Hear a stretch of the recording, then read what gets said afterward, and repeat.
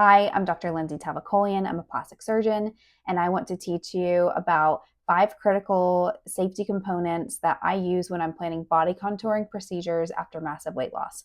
The first one is in regards to your weight and BMI. So I require a BMI of ballpark 30 or less in order to keep you safe, and your weight must be stable for 3 months before surgery. Now, the BMI of 30 is not a hard line in the sand because BMI is not a perfect risk indicator, but it is a general goal and something that I will take into consideration when assessing your body habitus as a whole. Data has shown that higher BMIs are significantly associated with bad outcomes and dangers in surgery. Number 2, if you use nicotine, then you must quit for 4 weeks before the procedure, and we will test your urine to make sure that you have stopped. And you also must abstain for at least 4 weeks or until you're completely healed, all surgical sites after your procedure.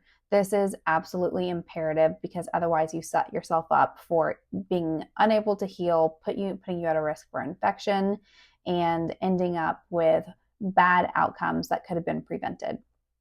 3, I will have you get extensive nutrition labs to assess you for nutrition deficiencies. And not only will I have you replete any deficiencies that you have, but I will also have you count your protein and make sure that you're taking an adequate protein. This will set you up to be able to actually heal the surgery that you have.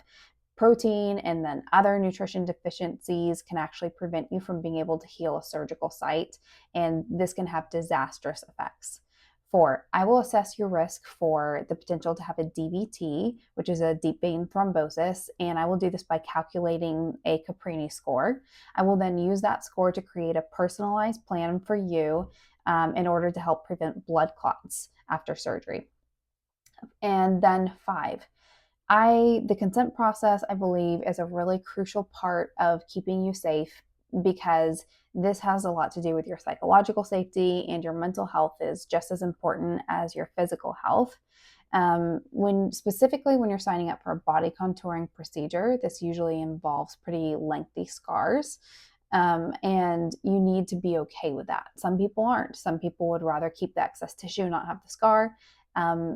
Most people are happy to trade excess tissue for a scar because the goal is that in close you can have a really beautiful contour and improve your contour significantly, but you will be trading that for a scar. Sometimes a psych eval is warranted if there is concern for body dysmorphia, which is not uncommon in this population. So make sure that you stay informed, take care of yourself, take care of your mental health and your physical health, and make sure that you're in the hands of a surgeon that has these goals as well. If you want specifics on each of these points and want to understand them in better depth, then go to my link in my bio and subscribe to my newsletter, where you can read all about these in my newsletter this week. And as always, leave any questions that you have in the comments, and I will be doing my very best to answer them.